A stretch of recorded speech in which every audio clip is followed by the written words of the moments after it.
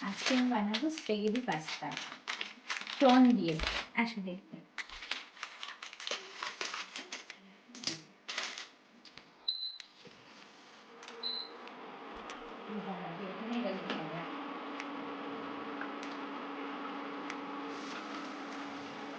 ফুটন্ত অবস্থায় একটু তেল দিয়ে দিলাম, তাহলে পাস্তাটা গায়ে জড়িয়ে যাবে না, ছাড়া ছাড়া থাকবে, তাই জন্য। আর অল্প একটু হালকা আমি মানে গরম করে নেবো জলটাকে, তারপরে এটার মধ্যে পাস্তাটা দিয়ে দেবো। একটু ফ্লেমটাকে আস্তে করে দিচ্ছি। এটা 1000-এ করে দিলাম, আর এটা 8 মিনিট পর্যন্ত করতে হবে। আস্তে আস্তে পাস্তাটা এরকম আস্তে আস্তে নিজে নিজেই নিজের শেপ নিয়ে বাটির মধ্যে, আমি যখন দিয়েছিলাম এটা সোজা সোজা হয়েছিল, তারপরে আমি আস্তে আস্তে কাঁটা চামচ দিয়ে এরকম ঘুরিয়েছি, তারপরে এটা নিজের শেপ নিয়ে নিয়েছে।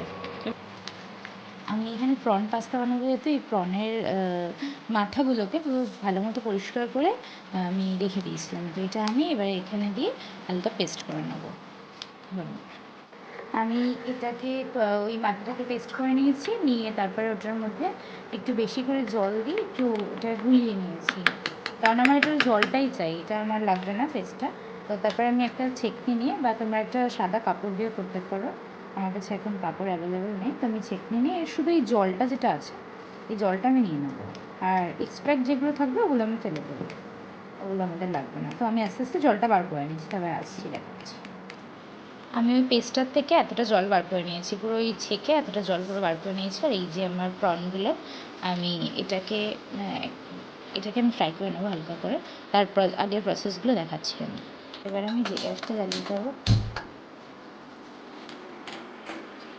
কড়াইটা একটু গরম হতে দিয়ে আমি এদিকে কাজগুলো করে নেবো। আমি এই পাস্তাটাকে এরকমভাবে একটা ঝোড়ের মধ্যে নিয়ে ছেঁকে জলটা আমি ফেলে দিয়েছিলাম, আর এটা আমি ঝরাতে দিয়েছিলাম জলটাকে, এটা আমি রেখে দিয়েছি। কড়াইটা গরম হয়ে গেছে, এবার এটার মধ্যে আমি একটু তেল দিয়ে দেবো, আর তারপরে একটু বাটার দিয়ে দেবো, যাতে না বাটারটা পুড়ে যায়।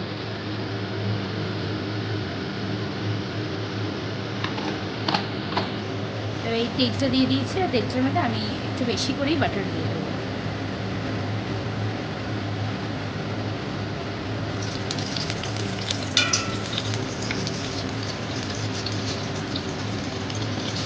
বাটারটা দিয়ে দেবো, এবার বাটারটা দিয়ে বাটারটা যতক্ষণ মেল্ট হয়ে যাবে, মেল্ট হয়ে গেলে তারপরে আমি এর মধ্যে একটু রসুন বাটাও দিতে পারেন, কুচিও দিতে পারেন, তো আমার কাছে বাটাই অ্যাভেলেবেল আছে, তো আমি বাটাটাই দেবো, আপনারা পাউডারও ইউজ করতে পারেন। এই এতটা রসুন বাটার মতো আমি দিয়ে দেবো, এটাকে হালকা হালকা করে নাড়িয়ে নেবো, নাড়িয়ে এর মধ্যে আমি চিংড়ি মাছটা দিয়ে দেবো।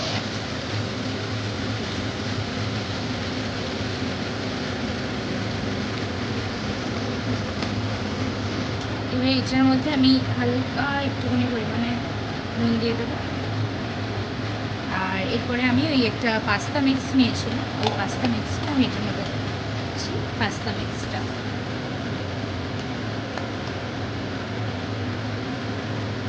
এটার মধ্যে অরিগানো, চিলি ফ্লেক্স আর যা যা আছে সব কিছুই আছে, এটা আমার খুব ভালো লাগে, এটা বেস্ট পাস্তা মিক্সটা। এটার মধ্যে আমি একটু গোলমরিচ গুঁড়ো দিয়েছি হালকা ঝালের জন্য।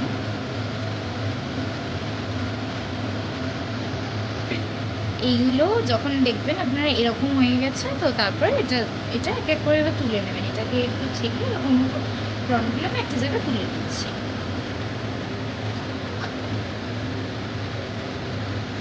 প্রনগুলো বেশি ফ্রাই করবেন না, তাহলে ভালো লাগবে না খেতে পাস্তার সাথে। প্রনগুলো একটু এরকম টাইপের হয়ে গেলে তুলে নেবেন।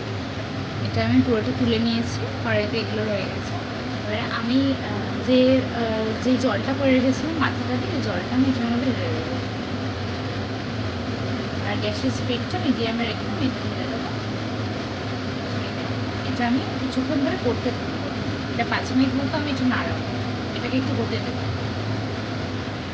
এটা আমি অনেকক্ষণ ধরে করে নিয়েছি, দেখে নেবে এটার মধ্যে দিয়ে একটা তেল বেরিয়ে এসছে, এটাও একটু হয়ে মানে এটা পুরোটাই হয়ে এসছে।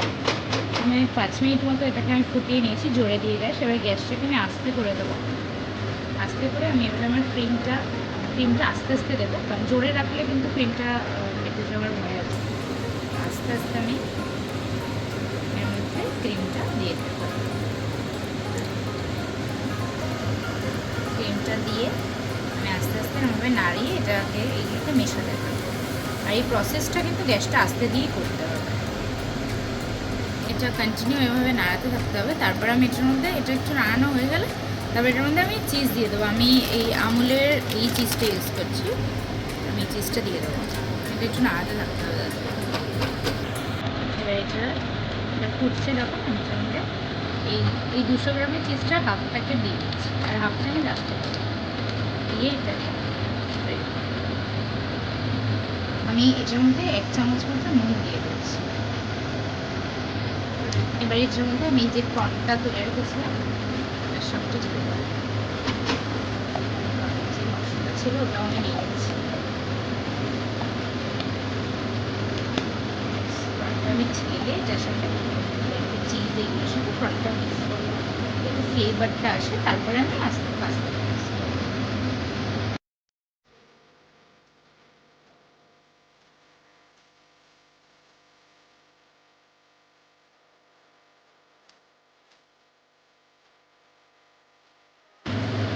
পাস্তাটা দিয়ে আমি এবার পুরোটা মিশিয়ে নেবো। আস্তে আস্তে আস্তে আস্তে মিশিয়ে নিলে পাস্তাটার মধ্যে যাবে ফ্লেভারটা। আমি পুরো চিজটা দিয়ে দেবো, দিয়ে আমি এবার একটু এটাকে স্প্রেড করবো হালকা হালকা করে।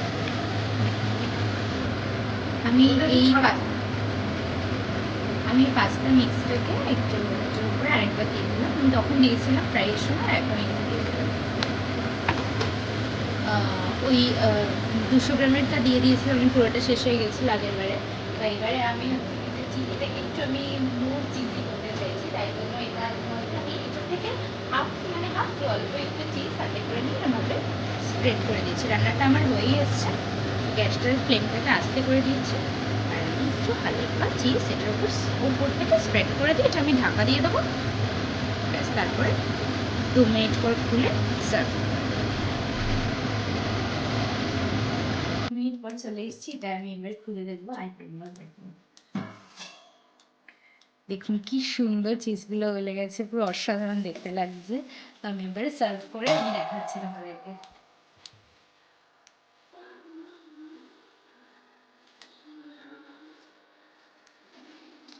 Pasta ready. আজকের জন্য এটা হালকা খেয়ে দেখবো কেমন হয়েছে, তোমাদেরকে বলবো কেমন হয়েছে।